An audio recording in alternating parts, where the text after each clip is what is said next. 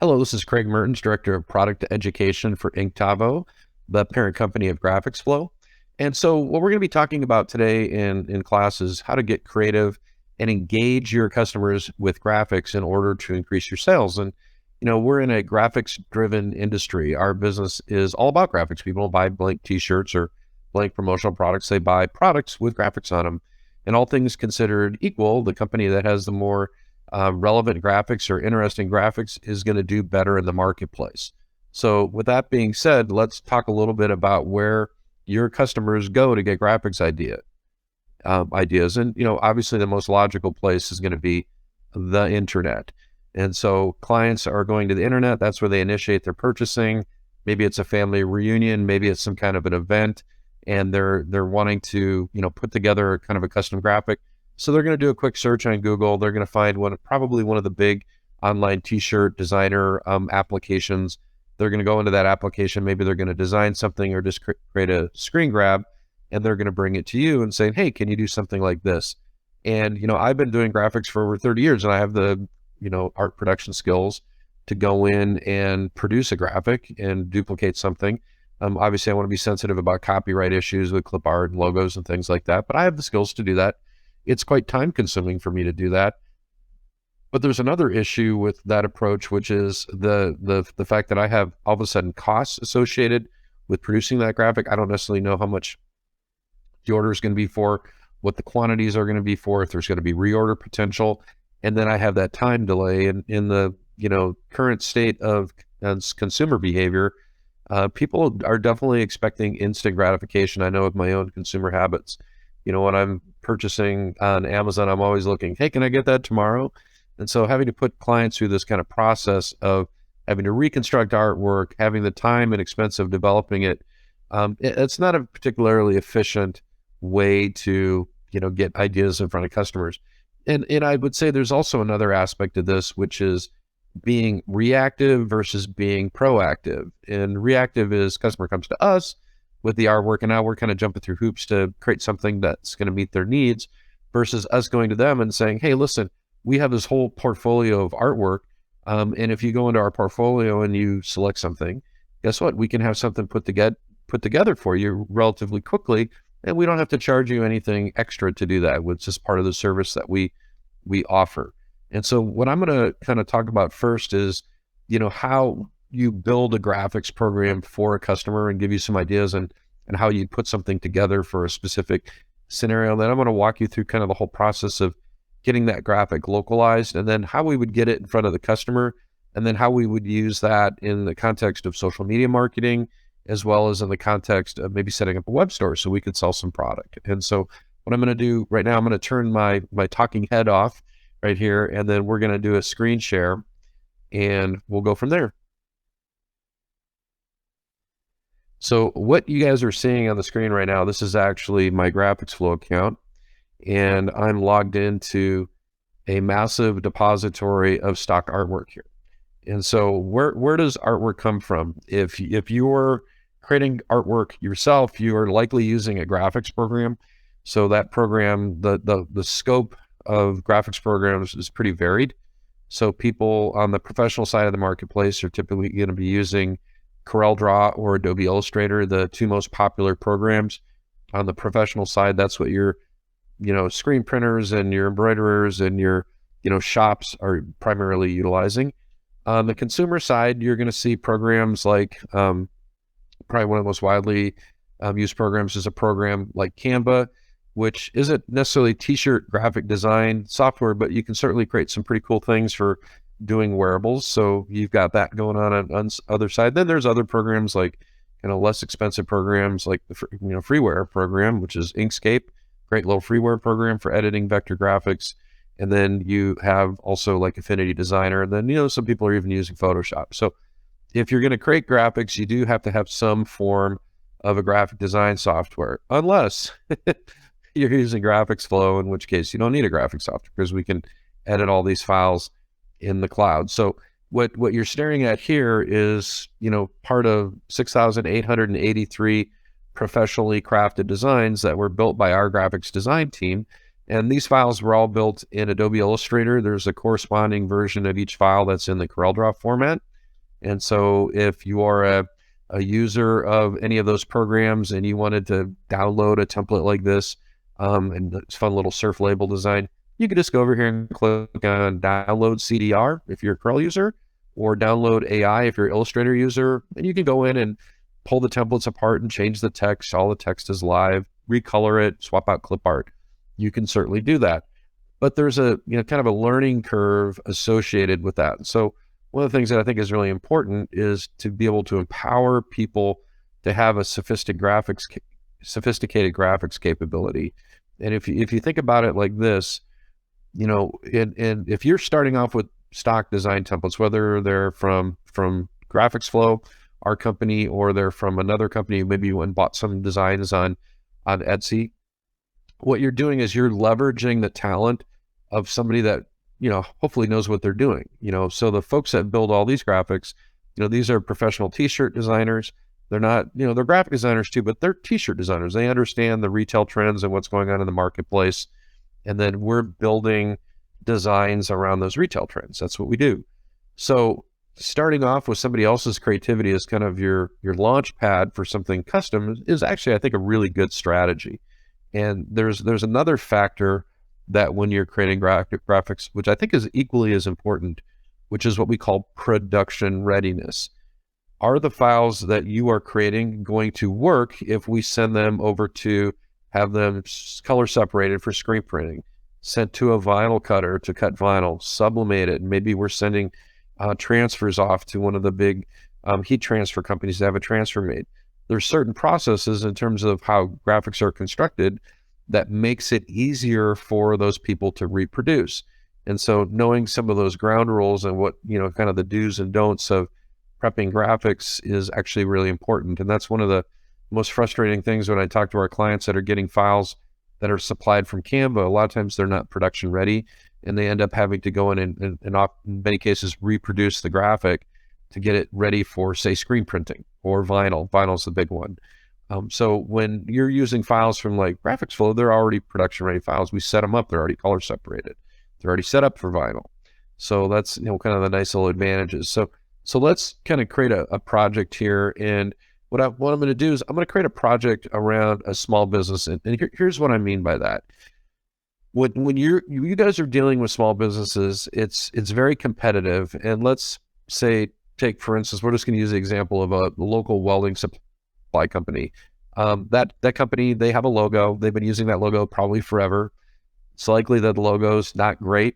The employees wear the shirts with the little pocket logo on their polos, or maybe a one color print on the front that's a little pocket design, and maybe a bigger print on the back that has a picture of a welding torch, and maybe they're an arc and it says where they're from, that kind of thing. So that's what most folks are kind of accustomed to when you talk about small business graphics. And quite honestly, there's nothing that's going to separate what you're able to provide that client versus what the other guy is going to be able to provide that client if you're just reproducing their logo. It's a commodity. And when you get buyer turnover and there's new buyers come in, likelihood of them shopping that around and saying, hey, all we're doing is a logo. We can have somebody else do the logo, and maybe I can even direct import this from AliExpress. So people have a lot of options. So if you're just doing the logo for small businesses, you have kind of a concentration risk in a situation where that end user could price shop you against another vendor. And I hear this from customers all the time. How do I fend off these people that are willing to do these t-shirts for next to nothing? And I'm like, you do it with graphics. If you have cool graphics and the other guy's just doing their logos, guess what?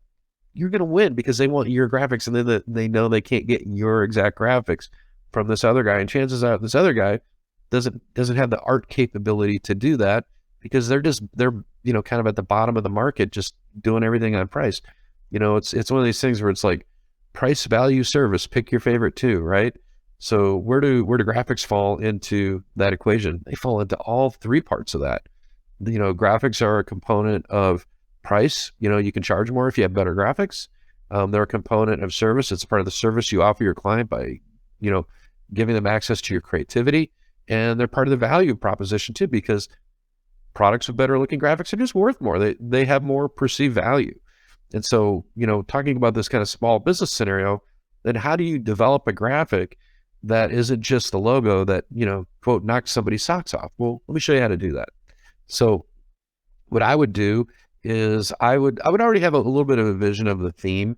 And so I'll talk to you about what I mean by themes. If I'm in my GraphicsFlow account, and let's say I just want to go in and look at, kind of patch layouts, because patches are, this patch kind of layout or decal layout, some people call it. This is a very popular look right now. And you could probably build a whole business just doing this look. You really wouldn't have to do a whole lot of creativity, because you can create any of these kind of patch layouts, work universally across any kind of, subject matter, whether it's a church group or a school or a small business or an event. It's just a very flexible form of artwork. It's very familiar to people. They look at, everybody sees a patch and knows what it looks like. So, it's interesting, my own consumer habits. I look at my baseball, wear baseball caps all the time. And, my favorite designs are all patch logos. I don't know, just like a thing. I'm attracted to that logo. And so, this is a style, but maybe you want to kind of just get some ideas of, some other styles, and maybe you want to say, what do we have that's kind of like in that whole automotive realm? There might be some kind of like, industrial type looking graphics that are connected to autos. And I'm looking through here and I'm like, yeah, there's a bunch of really cool things in here that I could use for this small business. So we said the small business is a local welding shop. We're trying to do some fun, a fun graphics program that they can, give to their customers, give out some shirts and swag to their customers. Maybe they can also have that graphic created into a decal, give those out, have some swag for their employees. Maybe they set up a web store where their employees can go and order things for their family members. So we really want to kind of create something kind of unique and custom to them. And so, what better way to do that than to take somebody else's great idea and just make it your own? And that's what I'm going to do here. So I really like this graphic. I think it's pretty sharp. And so I'm going to click on this. And so the traditional way that somebody would edit a graphic like this is, like I said before, you would download this into like Adobe Illustrator or CorelDRAW or another vector graphics program, and you'd manipulate it. But we don't have to do that, because we can do this in the actual GraphicsFlow app without a professional graphics program. And the way we accomplish that is by going over here and clicking on Customize. And we're natively editing on the original file, the original vector artwork. This is artwork composed of lines and objects. These aren't bitmaps like photos. We're editing on that original vector artwork utilizing the stock art customizer in GraphicsFlow. And so let me kind of break down how I would edit a design here. If I was using Corel or Illustrator, what I would do is I'd ungroup the design, and then I'd grab each layer of the text and I'd highlight it, select it, and then I'd type in new text. And I would kind of do that for every single layer in here. I'd probably ungroup the file then and just start manually selecting things and recoloring them, grabbing new colors, maybe dragging and dropping colors, or selecting an object and clicking a color in a color palette. That's pretty standard editing across every vector-based graphics program, whether you're using Corel or Illustrator or Inkscape or Affinity Designer, and it works substantially the same way even in a program like Canva. But we're not having to do that. We have this really super user-friendly interface over here, and all I have to do is just go over here and just type in the text changes into the list, and I'm just going to type in Premiere, and you'll notice there's 2 layers in this text effect right here. So that's what makes it kind of look awesome. And so I'm going to go over here and type in Premiere there. So we've got that part, and then where it says Custom Classics, I'm going to type in Welding right there. And that's a 2-layer effect as well. So we're going to hit that and do welding. And then where it says 1986, I'm going to change that to 1966. They've been around for 56 years, soon to be 57. Same number of years I've been on the planet. And we're going to go over here where it says repair and parts. We're going to say service right there. And so we've made the changes. It's that quick. And incidentally, this file is color separated for screen printing. I don't have to change anything. I don't have to do anything. If I download this file, I'm on a screen printer, it will print out solid black film positives for every color in the design. It's already color separate. There's no extra work that needs to be done. And let's see here, let's change the clip art. So I'm going to go over here to where we have the clip art, and I'm just going to click on this little button right here, and I'm going to say replace the clip art. And I want to see what we have for like welding images. So I'm just going to type in the word weld or welding. I'm going to click on this welding torch here, see what that looks like. Looks pretty good, but I bet you this one looks better. Looks way better. And I don't even have to move it. It slipped into position perfectly. Then I'm going to hit apply to apply that new clip art. And, you know, if you're working at screen printing, what you can do is you can start knocking the colors of the design down to a specific number of colors for screen printing. And one of the handy things for doing that is right here. If I go into the file and I click on this color that's in the clip art, that's an accent color, I can recolor that to another color that's in the file. I just recolored it. So boom. So now I have one less color. I'm going to go over here and click on view layers, and we're going to see what's going on. Here's all the colors in the design. So we can do some consolidation of the colors. So one thing I can do is I can go over here and click on that color right there and make that blue. And we'll do kind of that dark navy blue. That helps a little bit. Yeah, it looks good. And over here on the red, I'm going to make that teal. So now we have that teal color in here. And then the grays, I can start consolidating the grays. So if I wanted to, I could take this color right here, make that one of the gray colors. So we'll just make that this lighter gray right there. So now I have one less color in the design. I could also consolidate one of the other colors. So I could take this gray right here, these two grays right here, and consolidate those if I wanted to. So we'll consolidate those. So what I'm doing is just knocking down the number of colors in the design. And what I would do if I was screen printing and I was a little bit savvy about doing halftones, I'd probably only do one gray and then create a halftone dot pattern of that gray to create the other two colors. So I could really go in and just kind of knock the design down. But I think we'll do one more color reduction in here, and we'll just make it that color. So yeah, it looks good. So now we got it down to 4 colors. And if we wanted to have maybe white in here and have the substrate colors show through, you could do that too. Where we have the second layer right here where you have the premiere, what you could do is just click on the edit right there and just make this color white. And then that could be the substrate color from the design coming through. Actually, that looks really good. So if you're printing on white or even on gray and you wanted the substrate color to come through, that'd be a great way to kind of reduce your number of colors and still have it look pretty awesome. So we've got a design right here. Guess what? Got our design with the white, which we're going to let print through for the substrate. We actually have a 4-color design. So there you go. Pretty sweet. So next thing I'm going to do is I'm going to save this design. And we're going to go down here and I'm just going to pick a folder. I already have a folder called Premiere Welding. And I'm going to save it in there. And we'll just call this Premiere Welding Concept 01. All right. So we've got Premiere Welding Concept 01.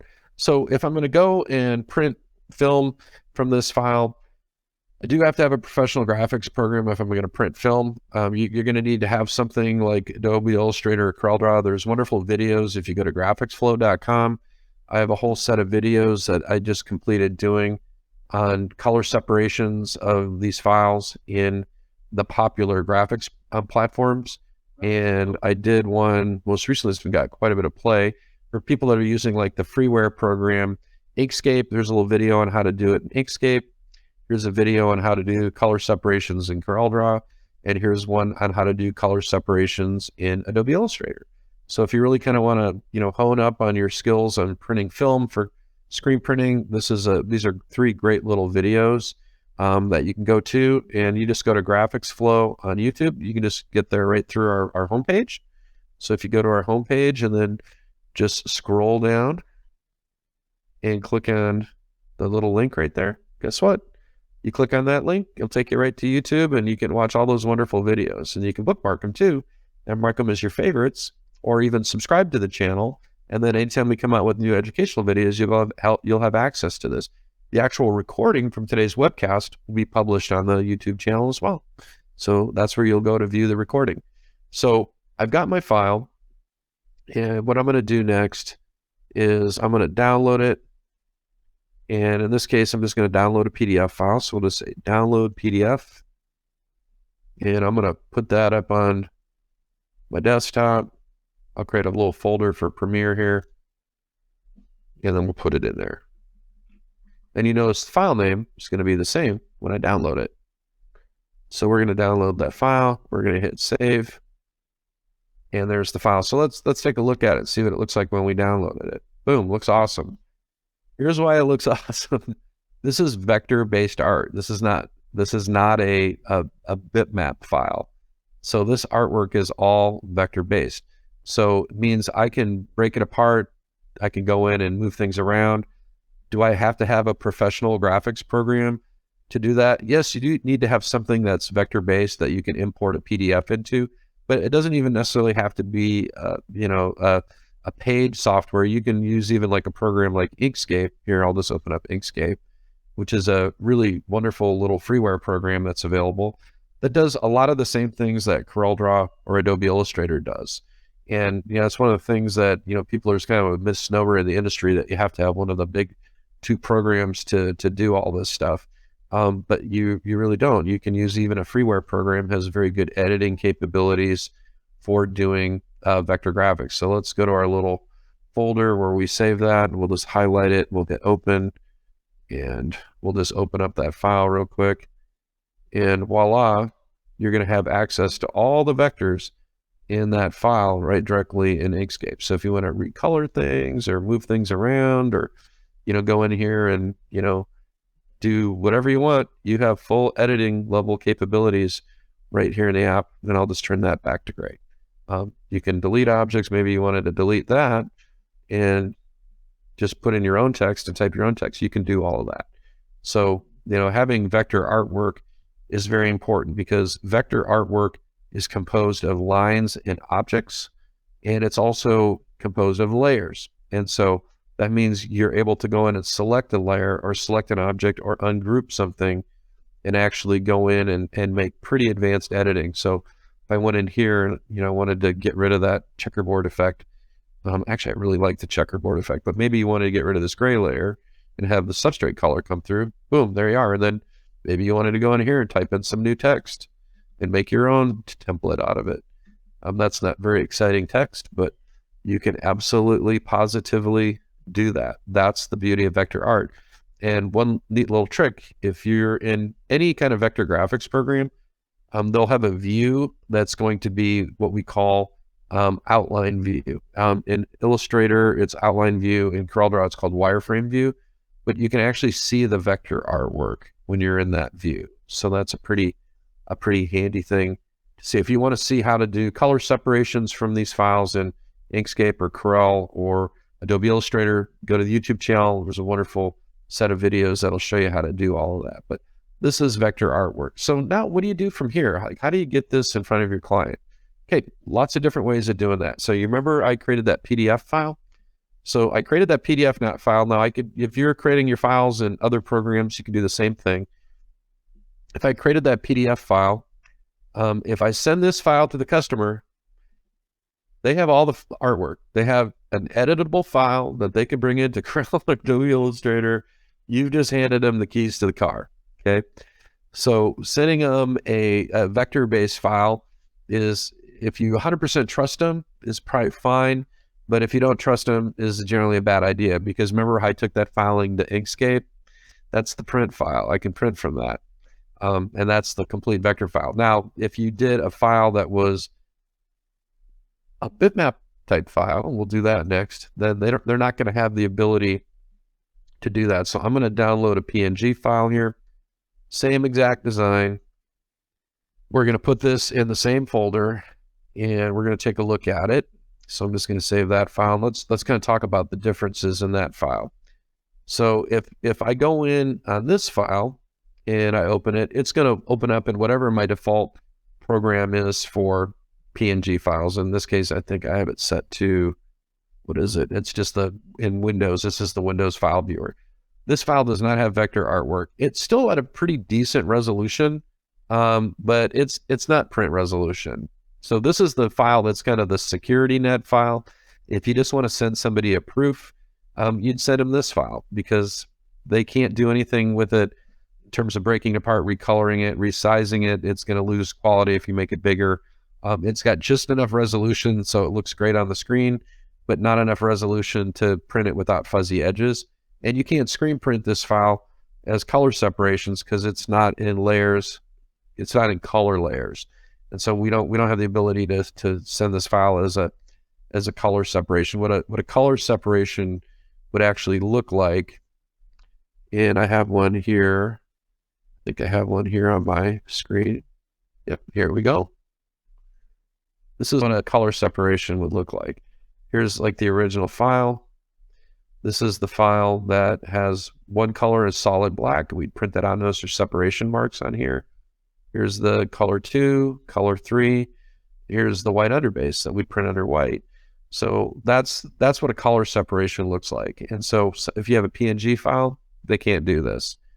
They'd have to, re-vectorize it. There'd be a lot of extra steps that frankly probably wouldn't be worthy wouldn't be worthy of your time. So in a nutshell, it always comes down to whether or not you can trust your customers.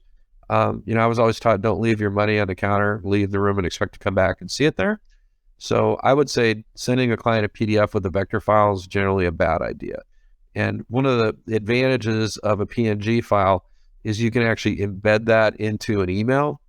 So if I went in, I'm just in my Google account and I create a quickie little email here. I can go in and copy and paste it as an attachment in here, but I can also insert that picture in here as an image file, and it's just embedded in the email, and it's not going to be an attachment. And a lot of different ways to do that, but one of my favorite ways to do it is through a screen capture. And I'll show you guys how to do that real quick. There's a little program if you're running Windows, if you just use the little snipping program, and you can set up a little delay here. I'm going to set up a 10-second delay because I want to get to the file here. And so I can go over here and I can screen grab anything and paste it into an email, which is a pretty slick way to do it. So this is just a technique. I can drag and drop it into that email, but it's going to show up as an attachment. And what I'm trying to do is I'm trying to avoid a file attachment. The reason that I'm trying to avoid a file attachment is if I have an attachment and I'm sending this to a school or a corporation and they have a very locked down internet capability email system, it's just going to immediately be quarantined, and that might not even get to the customer. And just incidentally, if you're using like Google Drive or any of the common email systems, you can copy and paste images into any of them, provided they're bitmap format. And so the snipping tool, and there's a similar tool in Mac as well, is a great tool for doing that. And in some email systems, you can just say import photo, and you have the ability to insert a photo.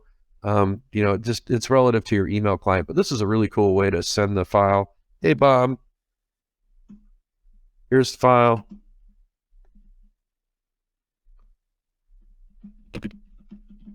Let me know what you think, right? Send, boom, done. And it's not an attachment, so it's not going to get stripped out of the email or go into somebody's spam folder. So that's a clever way to do it. But I would do that differently with GraphicsFlow. And the way I would do that differently is I would add this to an art approval. So I'd go over here and say add to an art approval, and I already have one set up here, or I could create a new one, add it. And then I would send the link to this web page to the client. So this is actually a web page.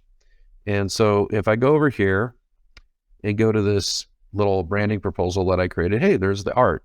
And I've done a couple other variations of this design. So actually like this one, there's 3 variations.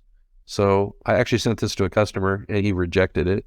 That's pretty funny. There's also a note in here. And the note says, okay, make Premiere Blue as well. And so I did. Sit tight, I'll update the file. Jeff is still on this document. So if I put a quote in here, he'll get a message, and I'll do that right now. I'll say, hey, Jeff, I used your file in our webcast. Used your file in our webcast.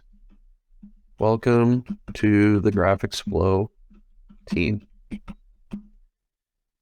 And so he's going to get an email, and he might even go in and comment on that again. So if he comments, I'm going to get an email with the comment, and it'll also link to this page. And so all of the communication on this particular design, guess where it's located? It's all located in this document. This is a web page. And what we'll do is we'll share this with the customer. We just go and invite. So you can see Jeff is already invited on this. I can invite somebody else, or I can send out a link that says view only. So I can do a view only link, a view and comment link, and a view, comment, and approve link. So Jeff has viewing, commenting, and approval capability. So he went and rejected the file and asked for the color change. But you guys are only going to get viewing capability, because I'm just going to copy the view link. And if you're on the live webcast, you can click on that. And you just got a link in the chat. You can click on that and kind of see what this page looks like. Now, here's the other thing too. When I created this variation, all I did is went into the design and re-edited this design. And so I just went, I'll show you how I did that real quick, and we'll do something else that's kind of fun. So I went into the design, and I remember I'd saved it in my art, and I went in here to where it said Premier Welding. And I pulled up, I think this was the original, an hour ago. This is the one that I did with Jeff. And I just said, customize. And he asked for the color in the where the gray is. He asked for that to be blue. I didn't think it looked very good, but there's an interesting way to do this one. Let's try something. If we go over here and we do change the center color to blue, I think if we change the outline color to white, I think it'll actually look pretty good. We'll see. Let's take a look. I'm going to change the outline color to white. Maybe that'll look good. Yeah, it does look good. So that's probably a better version of it. So that is the better version. So let's save it. And so we're going to go over here and we're going to say save changes.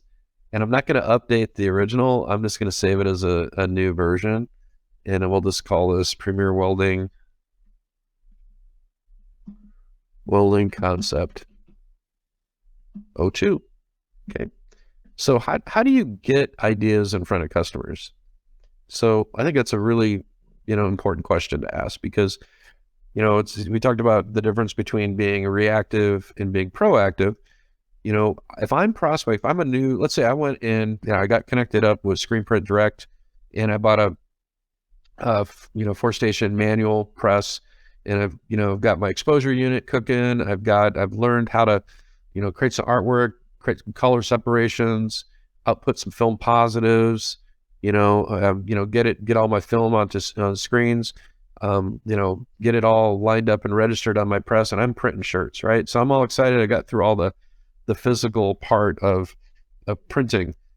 Well, I'm here to tell you, as somebody that's been in the screen printing business for 40 years, I know it seems like a long time, your customers really don't care what press you have. The only thing they really care about is what's coming out the other end, which is graphics, right?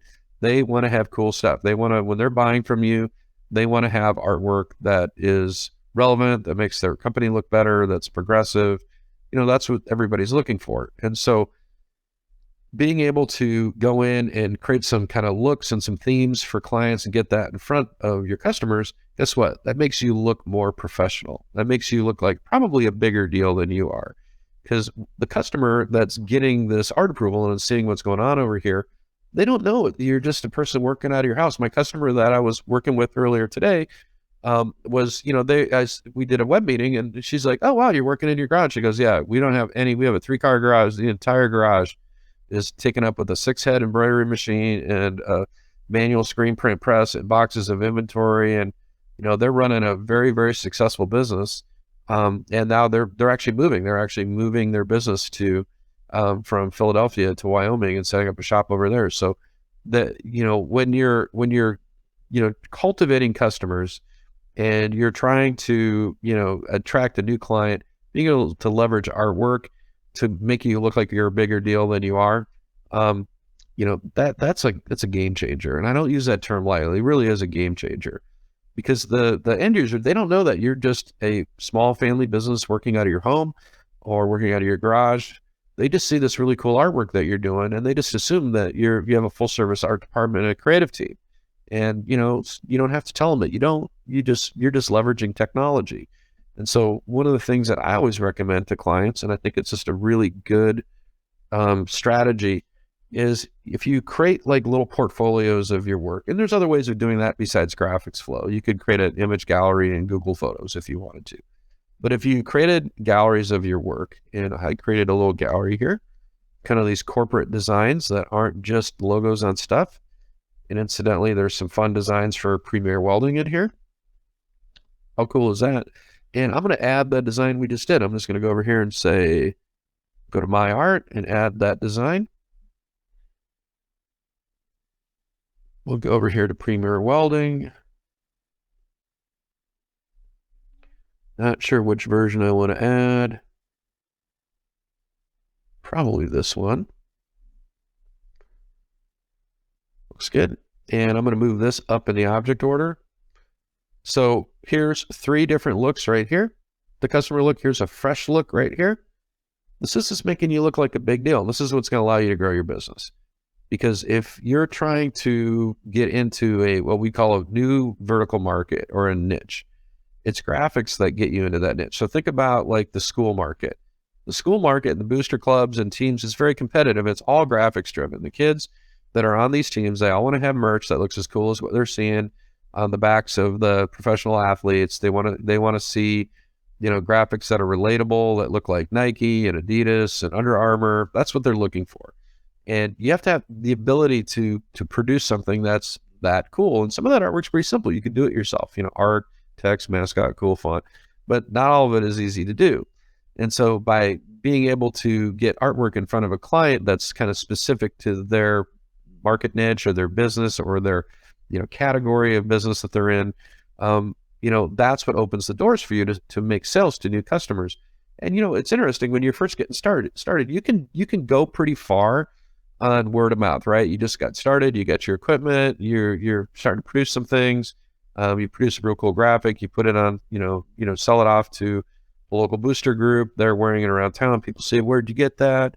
They give you a referral, you get another new customer. But again, that's reactive. That's not proactive. So you're basically letting all your customers do the marketing for you. And you're only going to reach an audience that's, as big as that word of mouth will take them, right?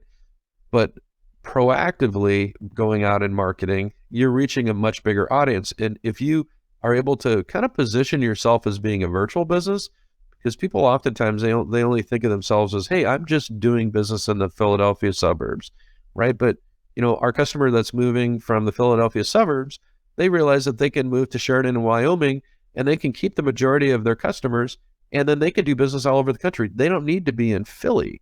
They could be doing business all over the country. So kind of positioning yourself as a virtual business that can do business anywhere is a really smart idea, because guess what? It allows you to expand your market reach. And when you expand your market reach, you increase your sales, which is the name of the game. And, one of my favorite things to do with customers is to see somebody that kind of started off as a small home-based business and see them quit their day job and to give out all their time to their business. And the couple I was telling you about in Philadelphia, that's what they're doing. So they are putting their day jobs and they are going all in, full service on their printing business. And I think that's pretty, a little bit scary, but pretty exciting. But they built the business up. They've been doing this since, what she said, started in 2006. And they've just finally realized, hey, we're making enough money with the printing business that we can do this full time. And, their equipment lineup is, I think it's a 4 or 6 station manual. And I know they have a 6-head embroidery machine, and that's their equipment lineup right there. That's what they have. So you can do a lot of business with a very small group of equipment, and you can certainly grow your business if you can get ideas in front of customers. So how do you do that? Social media. So social media is this kind of scary topic, and people are like, yeah, I know I should be doing a better job on my social media, but I just don't know how to go about it. It's very confusing to me. How do I go about doing it? Well, guess what? what you do is you see what other people are doing and you emulate what other companies are doing. And this is a wonderful website right here. I'll put this in the chat. If you go to All Star Cheerleading right there, and I'm just going to put that in the chat for you. Okay. This is Jill Clark. She's one of our clients. This particular website, this is built on the Inksoft platform, which is the sister company to GraphicsFlow, which is the industry's, kind of the gold standard in our industry for e-commerce. So this is her website. She's hosting, these are only the public stores that she's doing. She's hosting all these stores for all these customers. She made it super easy for people to buy and reorder for them because they just go to these little stores and the buyer just, if they need to do bulk purchasing, they can do bulk purchasing. But in this case, this is an end user store. Look what she's charging for that. Holy smokes. Personalized name, rhinestones, and glitter vinyl, $72 on that jersey. If you've been in the business a while, that's a $12 blank. There's more value in the lettering than there is in the blank. And the customer's not paying this. The customer's just getting a percentage of this. So the customer's getting, and it's got a last name and a number on the back. That makes more sense. And look at the little form for putting the name and number in here. So she's only paying the customer a percentage of every sale. So they're not having to actually do any stocking of inventory. And she doesn't print these all at the same time. She saves them up and does them collectively. So she'll run this for like a week or two and then collate all the orders and do all the production. And if you're doing screen printing, you have to do it that way because, you don't want to set up screens for a 6-piece order. But this is like a typical type of store that she's doing. But let's see what she's doing on social. So I didn't even know she had an Instagram account. She is my neighbor. We go to the same gym. Her kids were involved in all-star cheerleading. That's how she got into this. She just wasn't really very thrilled with, what was being offered to her daughters. And so she decided to start this little business up. And it's not a little business anymore. It's a big business. And she built it all on Instagram. And so I followed her on Facebook. And so I always see what she was up to. And I was always like, man, she does these cool little videos all the time. And this is really slick. And so I was chatting with Jill. And I was like, hey, Jill, here's the cutter I sold her. There you go. I said, Jill, I just love your Facebook page. She goes, oh, dude, I don't even post to Facebook. There's our software. She goes, I don't even post to Facebook. She goes, I actually just have Instagram post to Facebook. Every time I do something new, I just have Instagram post to Facebook.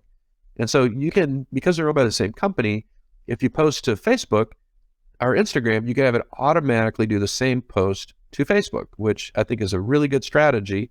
And she posts fairly frequently. So if you go to her Instagram, that's another story. And how many people? She got 2,400 people following her on Facebook. Not bad for a little small business. But what is she doing on Instagram? That's another story. So on Instagram, she's got 16,000 followers. Her entire business was built on this. Now she got some new video up here. Let's see what's going on here. New video is these Florida bundle packages. So Allison, All-Star Cheerleading. All-Star is your team headed to Florida. Oh, so she's promoting this as a pack that she'll take this layout with the tumbler, the duffel bag, and it looks like that is a towel. It looks like, and she'll put together a little swag pack for your team, and they can go to Florida in style because apparently that's one of the national championships is going to be in Florida. So great way to promote her business. She already got some comments on this. She put all the correct hashtags in this so it reaches the right audience. And then the other thing that she does is when she's doing new products, she will go in, like she does these sashes. These are amazing. She goes in and always, if it's for a specific group, she'll put the @ for that group in the post so that they can amplify the two. And she has all these people following her. So all these folks are amplifying her post. And these videos are just shot as a reel on her iPhone. That's it. A reel is just can't be more than 90 seconds. It's just a little vertically formatted video that you can shoot on your iPhone. No big deal. You upload it to Instagram. You put in, the description you want and any hashtags. This is how people find you.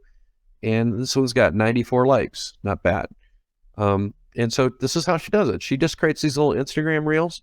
She uses video. I think video is always better than static images. And it's not some fancy thing. She just literally has her iPhone there and she's just kind of, hovering it over This one is interesting. I think this is a video too. Yeah, it shows her making a rhinestone transfer and heat pressing it. Rather interesting. Isn't that fun? So Instagram is a wonderful way to promote your business. And, one of the things that, I always like to kind of point out to my customers is if you're going to do Facebook and Instagram, don't do them as a personal account. You don't want your Facebook to be your personal Facebook. You want to set up a business account. And the difference is when you're in a personal account, you have friends.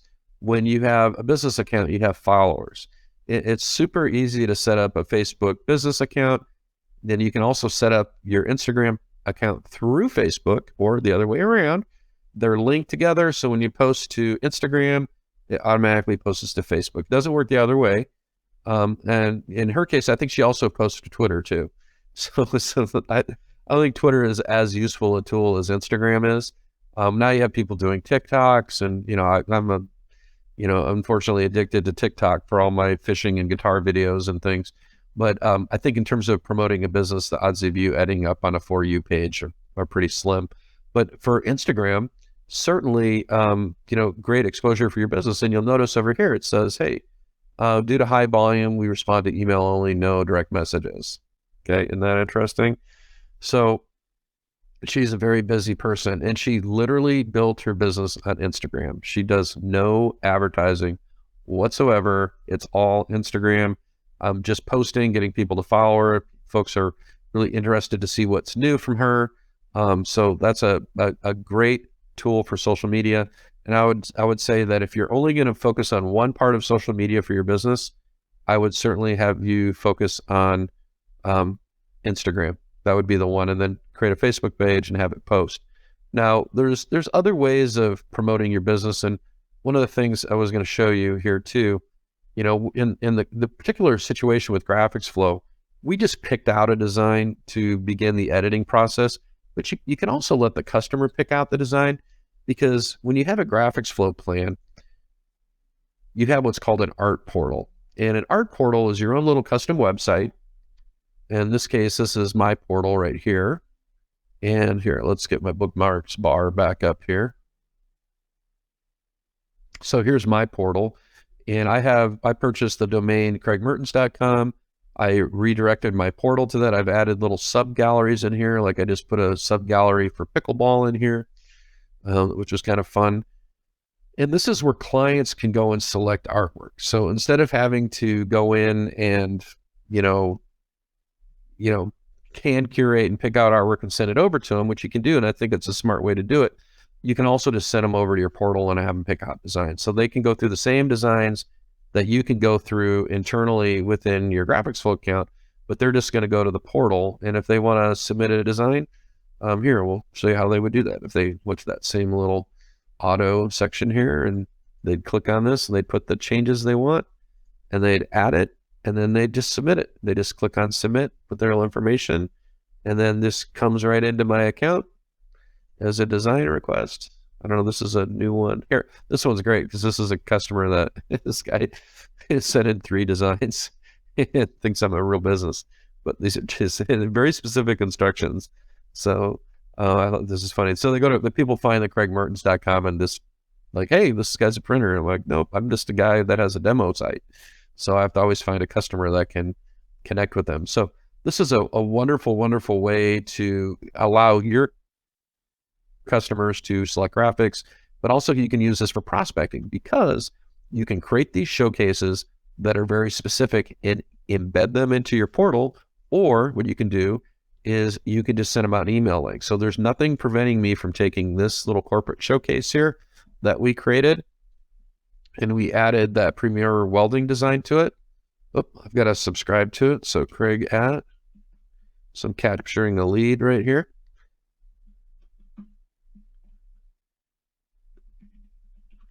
There we go. So I just captured a lead, and there's nothing preventing me from sending this link right here out in an email. Nothing. Now this one I have it set up for commenting, so I'm capturing everybody that hits this page. But there you go. I mean, this is a great way to, just get ideas in front of customers. And one thing I would probably want to do with that one is I think I would definitely change the background color on there. So on that design, I think we should drop a background color in, and I'm going to put it on black. Why not? Oh, charcoal gray. I'm going to put it on charcoal. I think it'll look great on charcoal. Let's see if we like it. Yeah, a little bit lighter, like athletic gray. There we go.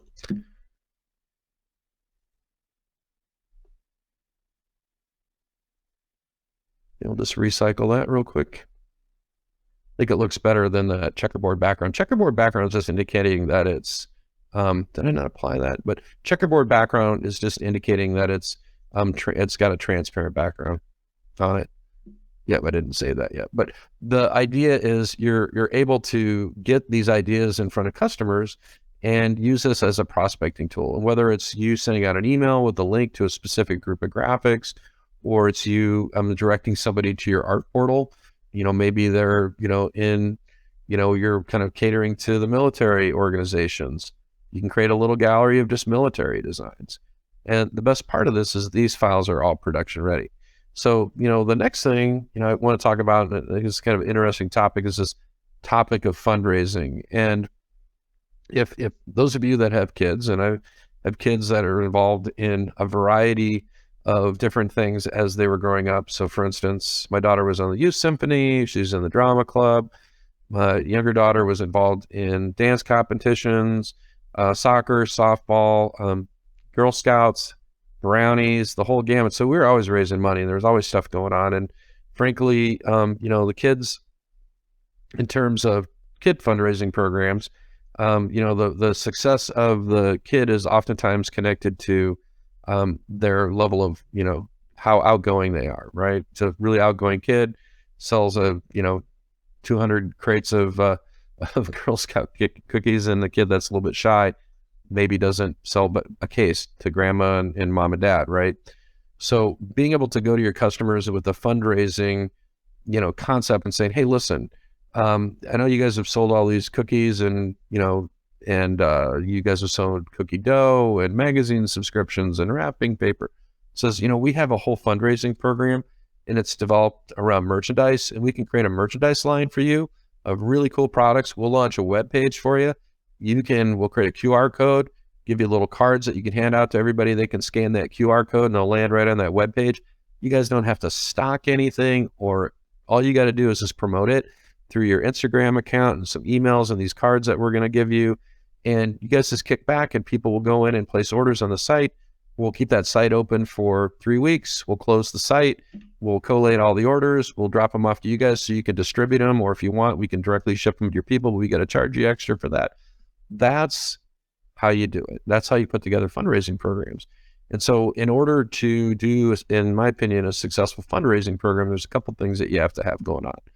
Number one, you have to have cool graphics. If you don't have cool graphics, the fundraising program's not going to be successful. You'll put the products out there, people kind of go to it and they're like, yuck. And in my opinion, the two worst things that you can do with any kind of fundraising programs is let somebody from the organization design the graphics. Huge mistake, because unless there's some kind of world-class great designer, you're probably going to get some stinker graphic that they designed in one of the online programs, and they're just enamored with the fact that they're able to, I did it myself, but it's not going to be something that's going to connect at retail. So that's bad idea number one, is letting somebody design it themselves. And bad idea number two is, offering like way too many products to choose from. You really should just have a very limited offering, no more than maybe 6 products. If you're looking at like the basics for a wearables program, the basics are going to be 100% cotton tee, maybe like a golden long sleeve tee, crew neck sweatshirt, hoodie, and then maybe a dry fit t-shirt and a dry fit hoodie. Those 6 products will sell universally in any kind of a fundraising program. You start adding things, and maybe an embroidered polo shirt because you're doing embroidery, maybe a baseball cap with a patch, maybe a jacket. So then you can start adding maybe a tumbler. You start adding things, but cool graphic, good narrow selection of product, and you could do really well. And you will sell more doing a web store than you will do with a order form. You will always sell more with a web store because people can just order on their phone. And if you look at web stores, the majority of the commerce that you're seeing in web stores is people ordering on their phone. So what you're seeing right here, this is our sister company, Inksoft. This is a web store that I built for a class that I taught at the Impression Show in Atlantic City. And I just went in here and pretty simple little store. I went into the style editor. It's a little kind of a process of when you upload the logo for the store, pick a color scheme, and it just gives you this shell.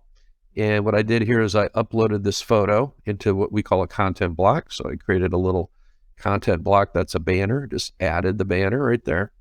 And then I added a module for right here for the fundraiser. And I went in and put the description of what I wanted in the fundraiser. And I set up an end date, which I'm going to push that out to May 1 now.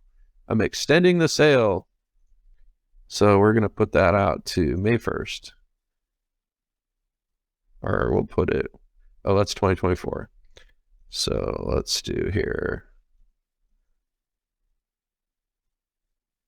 May 5th. So I just changed the date. So it's going to reset the timer component. So now we got a few more days on this. So I extended the sale. Then what I did is I went in and uploaded the vector graphics that I created in GraphicsFlow, and I was able to put them onto the products that I wanted to show in the store. And we can go and reorder these. These are, actually, I like the order they're in, but you could go in and reorder them just by dragging and dropping them. And we added a product block that's set up for 3 products. And so right now, this is it. That's all there is to store. Inksoft will automatically generate all this. But the idea here is we just launched this store as a fundraiser. Let's go back here to, I'm not going to keep any of these changes. And this is what the store looks like. I'll put that in the chat so you guys can click over to that store if you just want to see how that works. Customer promotes this. They go to their phone. They pick out the product that they want to sell. You notice if I click on ash, it's going to use a different colorway versus navy. And the reason for that is the Inksoft platform, when you upload the vector art, you can create different colorways of the graphics. So it's set up for colorway 1. I don't have to upload individual photos of ash or navy. The software is going to create that particular photo for me based on putting the graphic automatically onto the shirt. And then when I change the shirt, what will happen is it will automatically create this. I don't have to create, like if you're doing this in Shopify, you would have to create a different photo with a graphic on it for each product. You don't have to do that in Inksoft. It'll just automatically set that up based on what I'm working with. And you have what's called colorways. And so you're just making it super easy for the customer to buy. That's it. That's the whole name of the game. And in today's marketplace, making it easy for people to purchase is the name of the game. And so, as you're kind of going through this journey with, graphics and putting together proposals for clients and products and getting ideas in front of people, stores is your next thing. There's a lot to unpack in this class, but hopefully we gave you some ideas on how you can utilize technology to grow your business. So thank you so much for joining me today. And again, if you'd like to get more information on what we're doing at GraphicsFlow, you can just simply go to graphicsflow.com. And you also have the ability to go to our YouTube channel for more information and videos as well. Just scroll to the bottom and click on YouTube.